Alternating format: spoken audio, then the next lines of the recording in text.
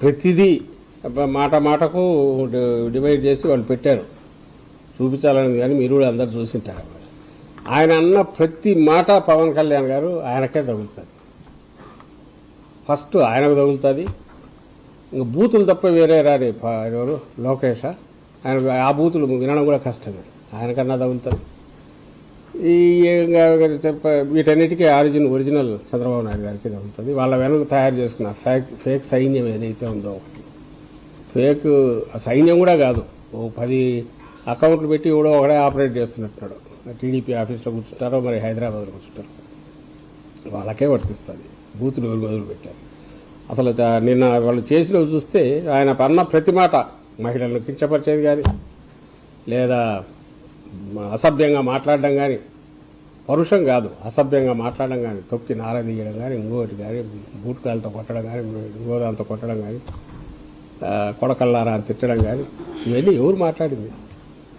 ఎవరు మాట్లాడినారంటే ఆయనే మాట్లాడినాడు. అది ఆయన విజువల్స్ ఆయనే చూసుకోవచ్చు.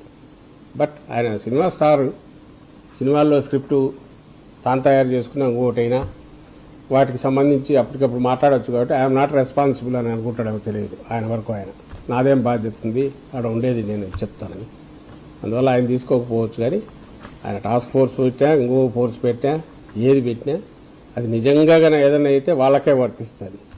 ఇన్ఫ్యాక్ట్ వాళ్ళు చేస్తున్నది ఏంటి తెలుసా?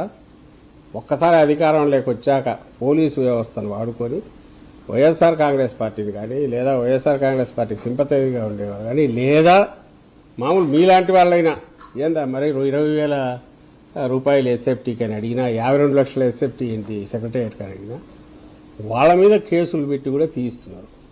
వాళ్ళ బూతులు ఏముండవు. అమరావతి గురించి ప్రస్తావిస్తున్నారు, అమరావతిని గురించి ప్రస్తావించడం ద్వారా దానికి నష్టం కలిగిస్తున్నారు. ఆ రకంగా చంద్రబాబు నాయుడు గారికి నష్టం కలిగిస్తున్నారు. కాబట్టి వీళ్ళ మీద ఈ సెక్షన్ల కింద కేసులు పెట్టారు. వాళ్ళ రాజకీయ విధానానికి అనుగుణంగా చేస్తున్నారు కాబట్టి ఇది తప్పు అని చెప్పి పోలీస్ స్టేషన్లో కేసులు పెట్టి తీయిస్తున్నారు. సో వాళ్ళ దృష్టిలో అసభ్యత అన్నా, వాళ్ళ దృష్టిలో పరుషంగా మాట్లాడడం అన్నా, కట్టుదప్పి రాజ్యాంగానికి వ్యతిరేకంగా మాట్లాడడం అన్నా ఏంటి అంటే వాళ్ళను క్వశ్చన్ చేయడం.